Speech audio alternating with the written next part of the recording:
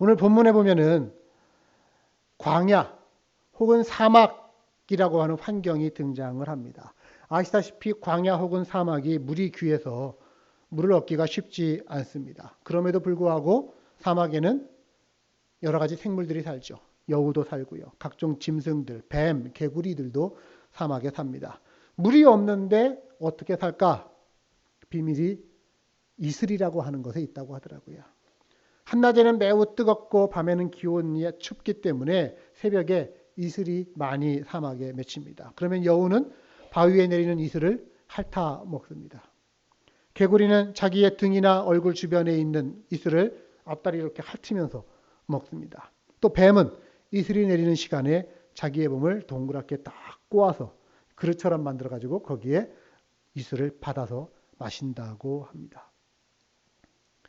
물이 없어서 생명이 살 수 없는 환경이라 하더라도 하나님은 거기에 생명을 두셨고 또한 생명이 살아갈 수 있는 방법을 마련해 놓으셨습니다.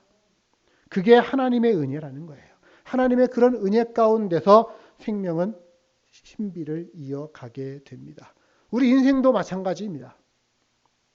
혹시 이 시간이 지금 요즘의 시간이 어떤 분에게는 차가운 밤이슬이 내리는 시간 같은 광야에 있는 환경과도 같은 인생의 차가운 밤길을 메마른 광야 사막길을 걸어가는 그와 같은 분이 계실 수도 있습니다. 그렇다면 그분은 지금 자기 백성을 자기의 방법으로 하나님의 방법으로 먹이시는 그 하나님을 만나실 수 있는 때라고 저는 믿고 있습니다.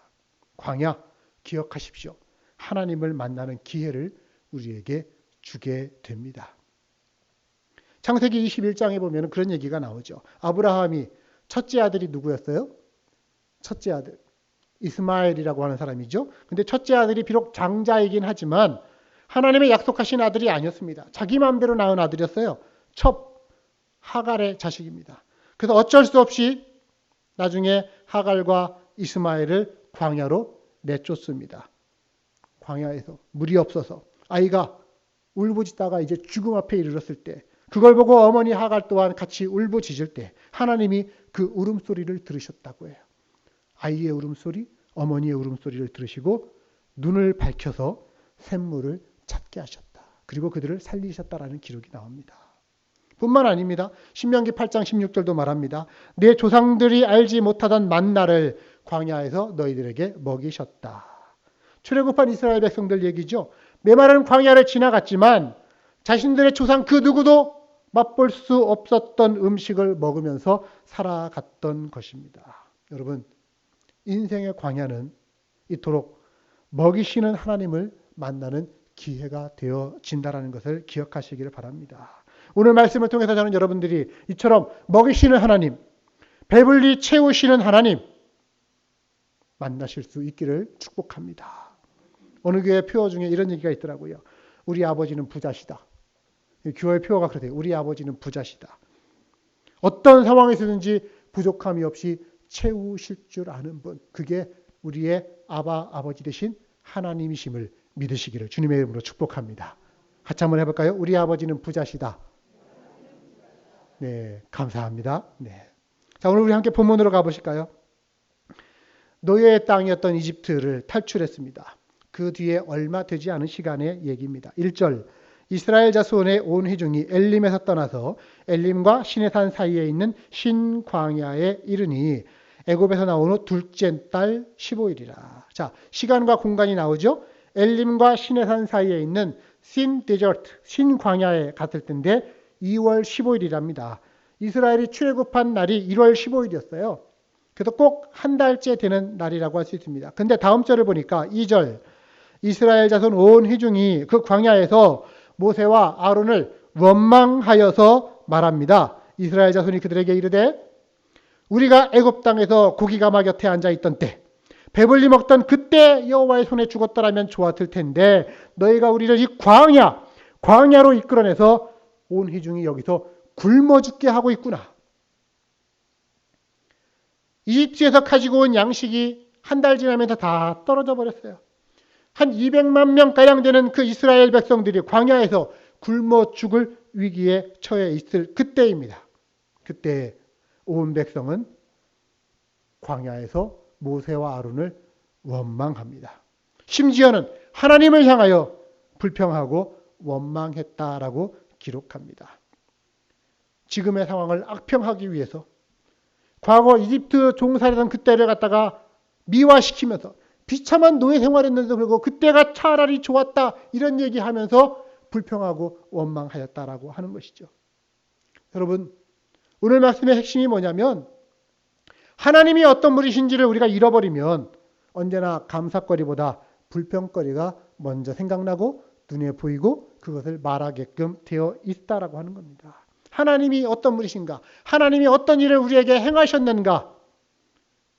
여러분, 하나님은 이스라엘 백성을 이집트의 노예 생활에서 건져내셨어요.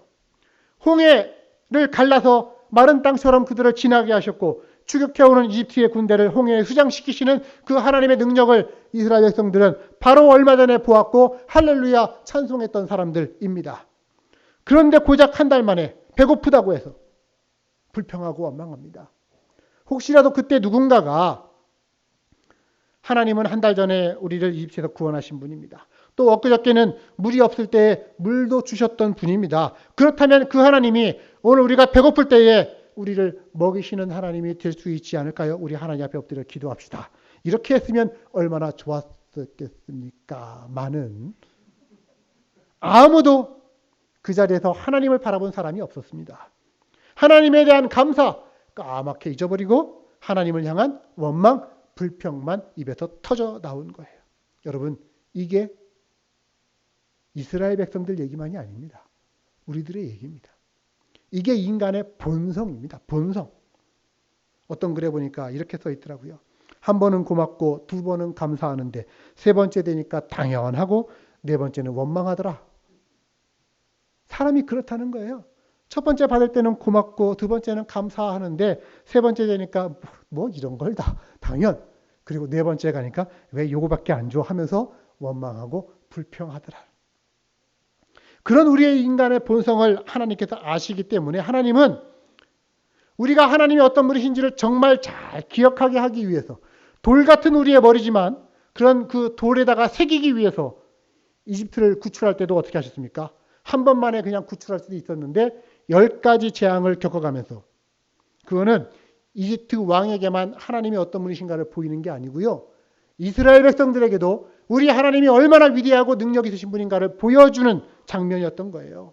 하나님은 자기 백성을 스스로 보호하시고 채워주시는 분이시다. 이걸 기억하게 하기 위해서 그 과정을 거쳐서 구원하셨는데 인간이 기억력이 짧아요.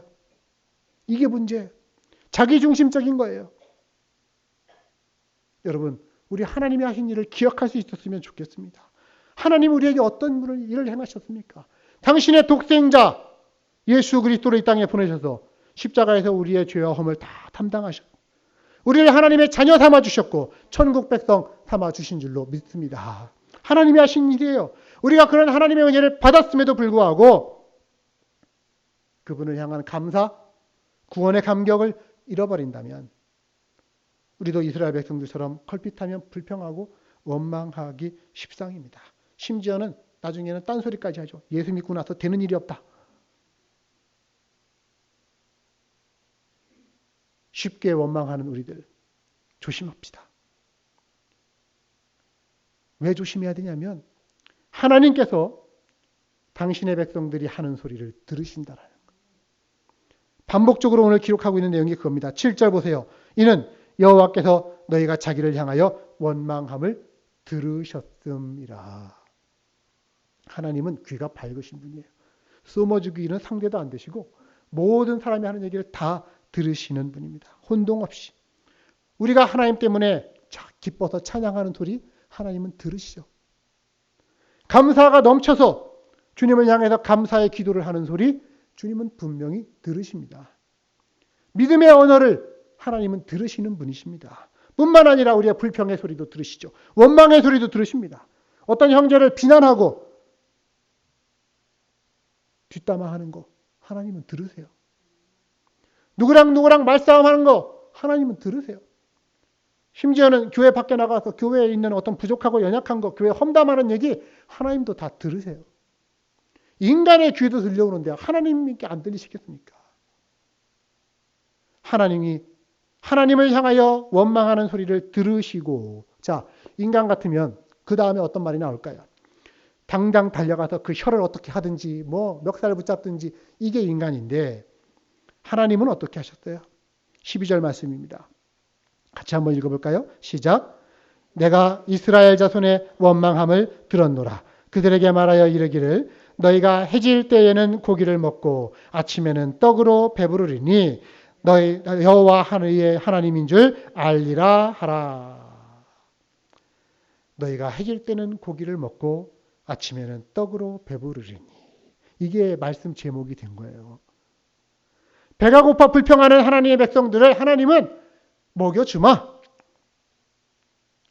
비록 불평함으로 하나님 앞에 죄를 지었고 하나님 마음을 아프게 했다 할지라도 하나님은 그래 어디 한번 굶어봐라. 굶어야 정신 차리겠지 하고서 굶게 하시는 것이 아니라 인내하시며 당신의 백성들을 찾아와서 먹이시겠다고 말씀하시는 분입니다.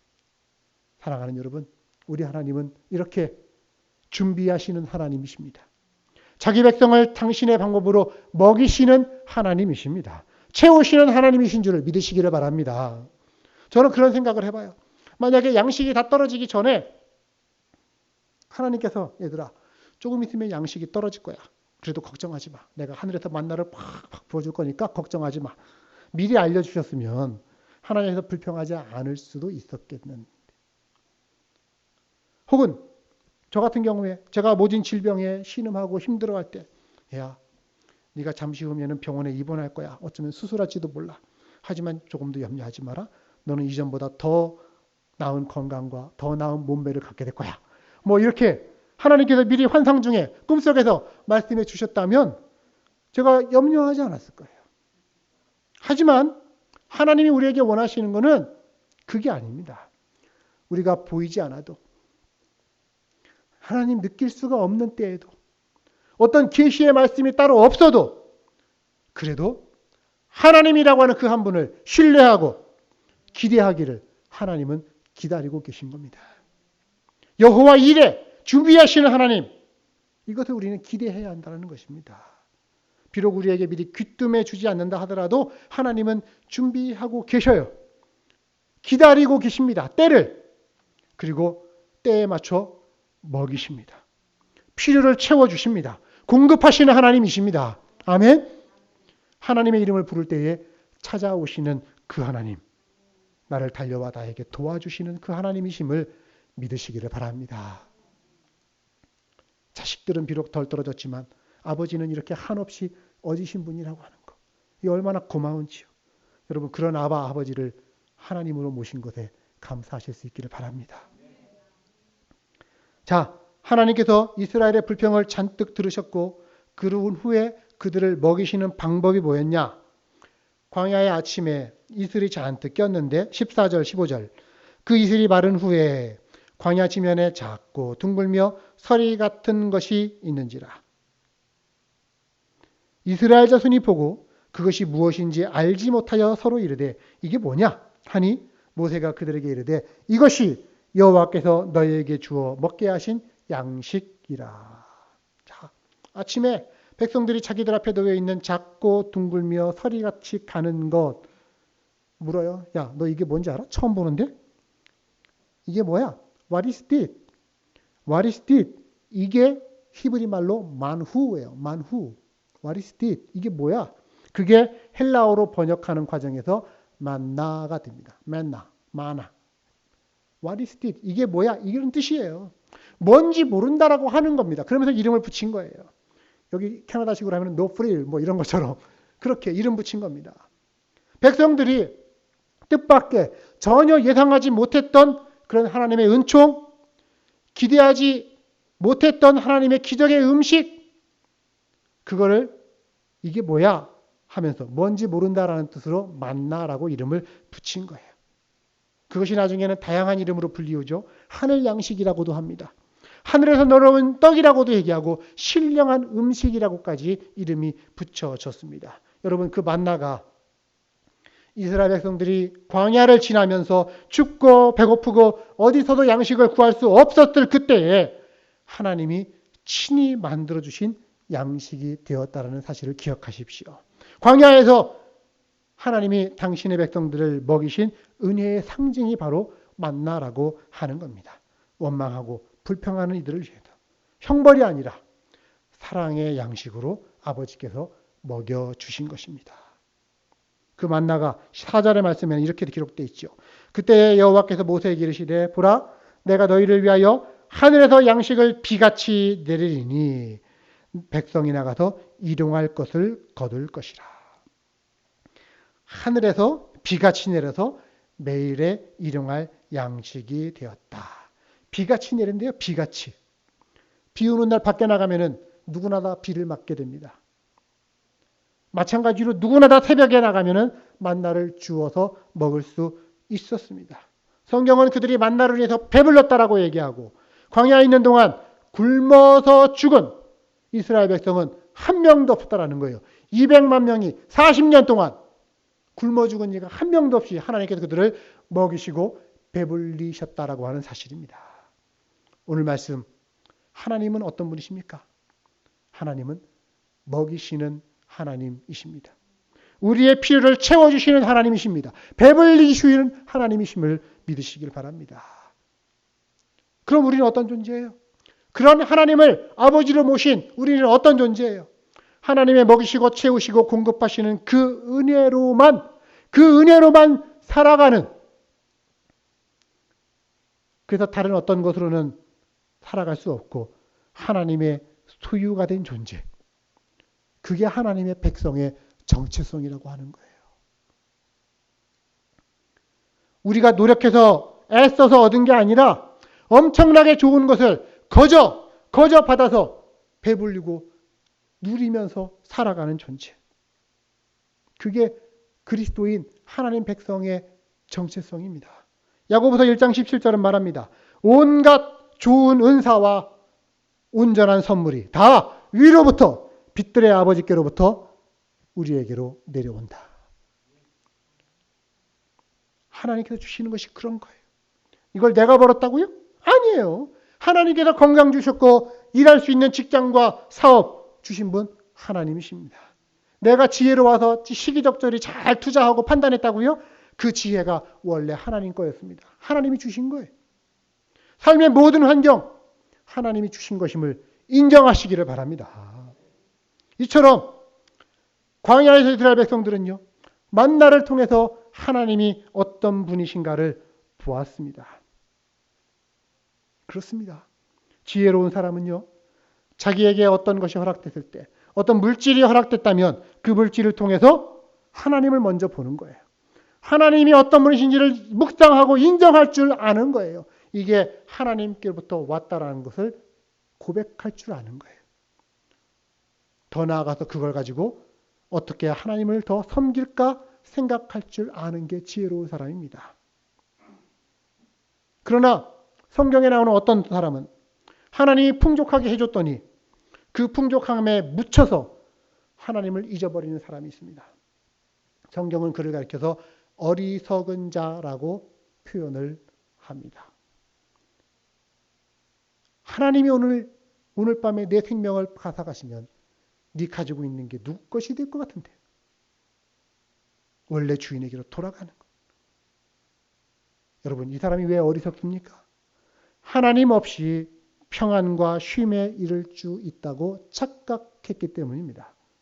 잘 나갈 때는 너무 바빠서 하나님 앞에 감사하고 기도할 시간 갖지 못하다가 가난해지고 궁핍해졌을 때 그제서야 하나님의 이름을 딱 꺼내는데 그것도 하나님이 다 뺏어갔어 하면서 불평하면 이게 과연 지혜로운 사람이겠냐는 것이죠.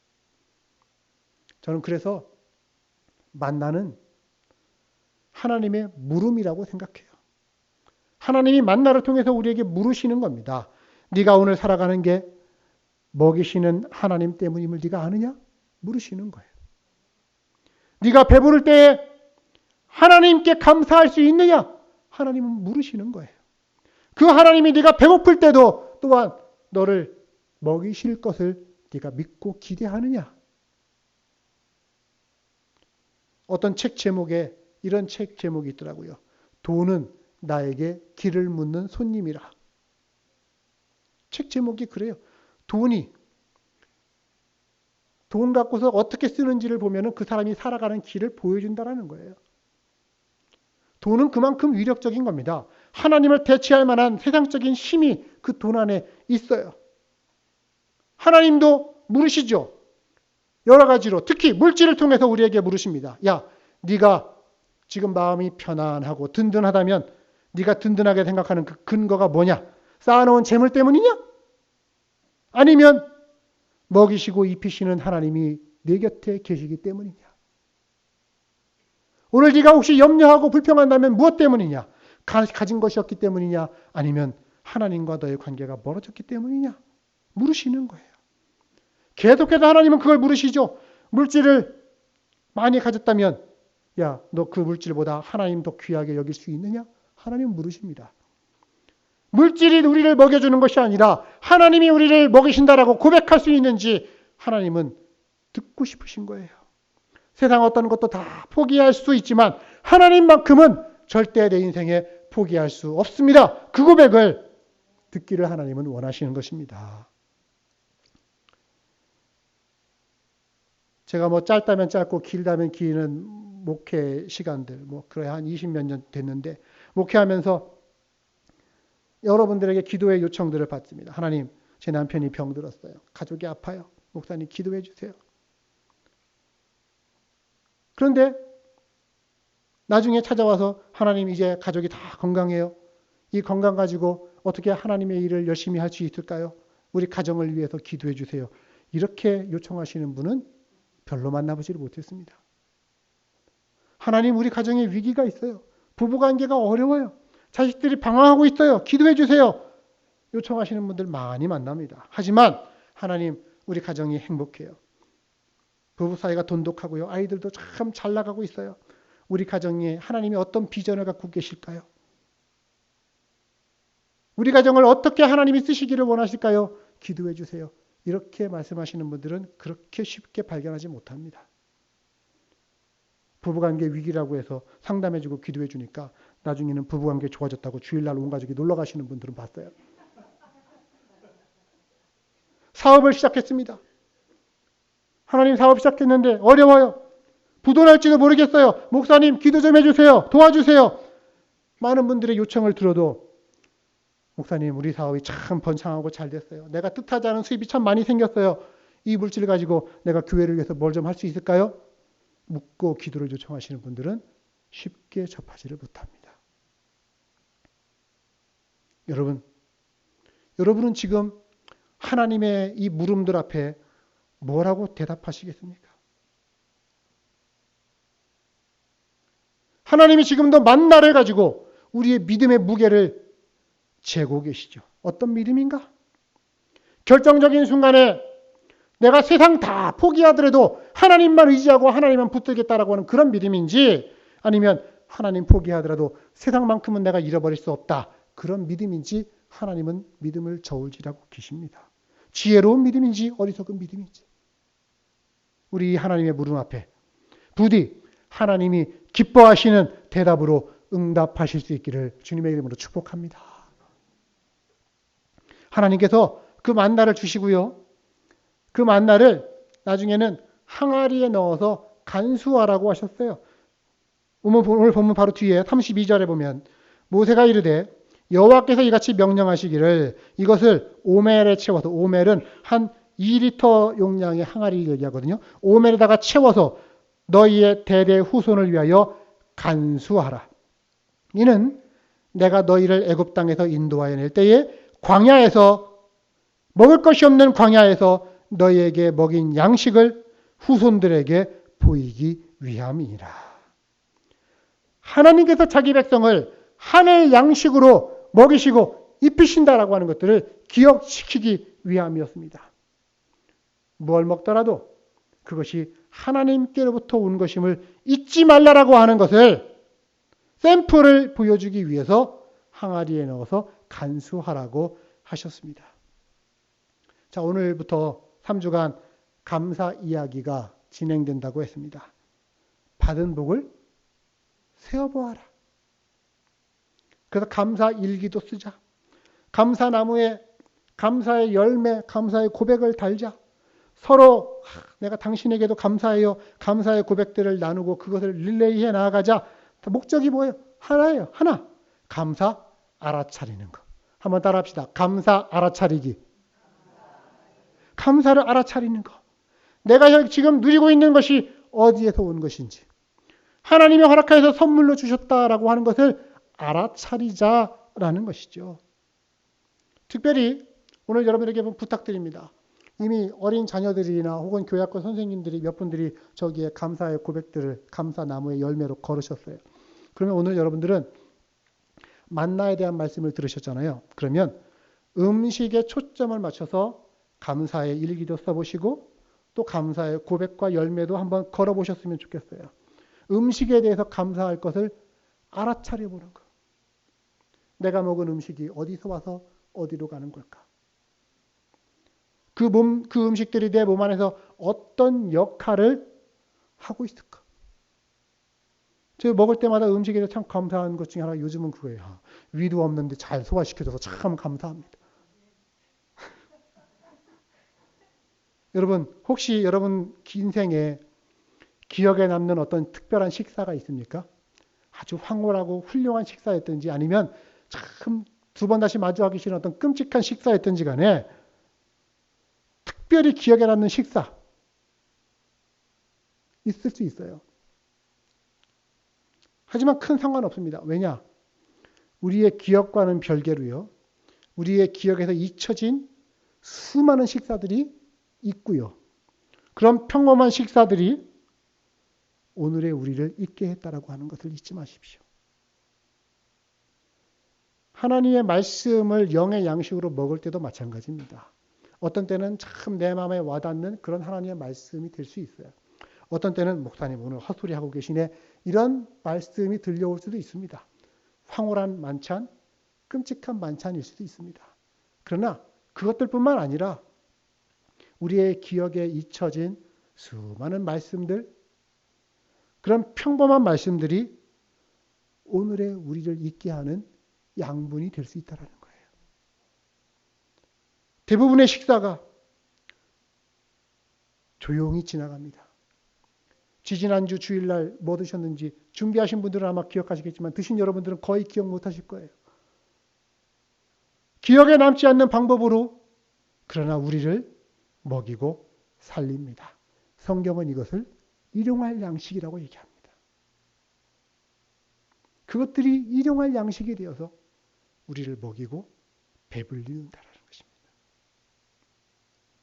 제가 요즘은 잘 그 기도를 하지 않지만 옛날에는 영성 수련 이렇게 한참 받을 때 식사기도, 진지기도라고 그래서 늘 이 기도를 했어요. 하도 했기 때문에 머릿속에 늘 기억에 남아요. 식사할 때마다 진지기도. 한 방울의 물에도 하나님의 은혜가 스며 있고 한 톨의 곡식에도 만인의 땀이 담겨 있습니다. 이 땅에 밥으로 오셔서 우리의 밥이 되어 우리를 살리신 예수 그리스도를 본받아 나도 이 밥 먹고 밥이 되어서 생명을 살리는 살림의 삶을 살겠습니다. 감사히 이 진지를 드리겠습니다. 아멘. 이렇게. 여러분 식사기도 어떻게 하는 걸까요? 일용할 양식을 앞에 두고 내가 지금 먹고 내가 누리는 생명이 받은 거다라고 하는 것, 거저 주어진 선물이라고 하는 것, 이것을 고백하는 기도가 되어야 할 것입니다. 그 짧은 기도 시간을 통해서 우리가 살아가는 것이 내 힘으로 사는 게 아니라 하나님의 자비, 배불리 먹이시고 채우시는 그 신비의 은혜가 나에게 있기 때문에 내가 살아간다는 것을 고백하는 것입니다. 그런 식사기도야말로 그 먹는 걸 통해서 영양분을 받아들일 수 있는 준비운동이 될 수 있다고 할 수 있겠죠.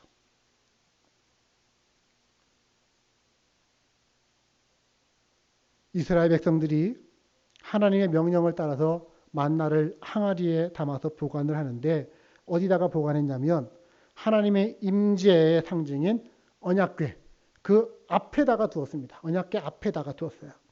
나중에는 이동할 때 언약궤 안에 넣어서 이동하거나 보관했다라고도 합니다. 여러분, 그런데 그 언약궤 안에는 원래 뭐가 들어있어요? 또 다른 만나가 들어있어요. 또 다른 만나. 뭐예요? 하나님께서 모세를 통해서 주셨던 율법, 하나님의 말씀이 그 안에 들어 있습니다. 광야에서 그들은 육체의 만나를 통해서 생명을 얻었지만 그들의 영혼은 하나님의 말씀을 통해 생명을 얻고 배불려졌다라고 하는 것을 우리는 기억해야 됩니다. 200년 동안, 참 200만이 넘는 이스라엘 백성이 광야를 지나가면서 살아가는 유일한 방법이 만나였어요. 하나님 말씀을 먹는 거였습니다. 만나가 곧 말씀이고 말씀이 곧 만나였던 것이죠. 여러분, 이게 우리 하나님 백성의 자긍심이라고 하는 것을 결코 잊지 마시기를 바랍니다. 우리는 광야에서도 하늘의 양식인 만나를 먹고 살아갔던 백성들이라는 것. 우리의 광야에서 하나님의 양식인 말씀을 먹고 살아가는 존재라고 하는 것. 내 인생길이 때로는 광야와 같을지라도 하나님의 말씀이 그리고 하나님의 공급하시는 은혜가 오늘 나의 만나가 되어서 내가 달려갈 길 다 가도록 양식이 될 것이다. 이것을 우리는 고백하는 것입니다. 그런 하나님이 나와 한 걸음 한 걸음 동행하고 계시다는 것을, 이걸 고백하는 것입니다. 음식 같이 먹는 사람을 식구라고 합니다. 식구. 한 식구. 우리는 한 식구지요. 주일날 같이 한 밥솥에서 나온 음식을 같이 먹습니다. 하나님께서 자기 백성을 책임지시고 그 영혼을 배불리시게 하기 위한 영혼의 양식을 같이 먹고 나눕니다. 이게 교회입니다. 이게 하나님의 한 가족이라고 하는 것입니다. 그 식구가 지금 여러분들 곁에, 옆에, 주위에 앉아 있고요. 사랑하는 식구 되신 여러분, 지금 혹시 여러분의 삶이 광야와 같은 삶일지라도 먹을 것이 없어서 차라리 옛날로 돌아가는 게 낫겠다 이런 생각이 들지라도 결코 멀어지지 마십시오. 어디에서? 하나님을 믿는 믿음에서 멀어지시기 말기를 바랍니다. 그 사랑하는 자녀들을 먹이시고 배불리시는 하나님을 믿고 의지하시기를 바랍니다. 만나로 먹이시고 말씀으로 먹이시는 그 하나님이 일용할 양식을 우리에게 주실 것입니다. 그걸 통해 먹이시고 배불리시며 여러분들의 몸과 여러분들의 영혼을 살찌우실 것을 기대하면서 오늘의 믿음을 걸어가는 것입니다. 부디 여러분의 인생길 어떤 길을 걸을지 간에 나를 먹이시고 배불리시는 그 하나님을 만나고 그 하나님을 붙들고 그 하나님께 감사의 고백을 드리며 한 걸음 한 걸음 걸어가는 여러분들 되시기를 주님의 이름으로 축복합니다. 기도하도록 하겠습니다.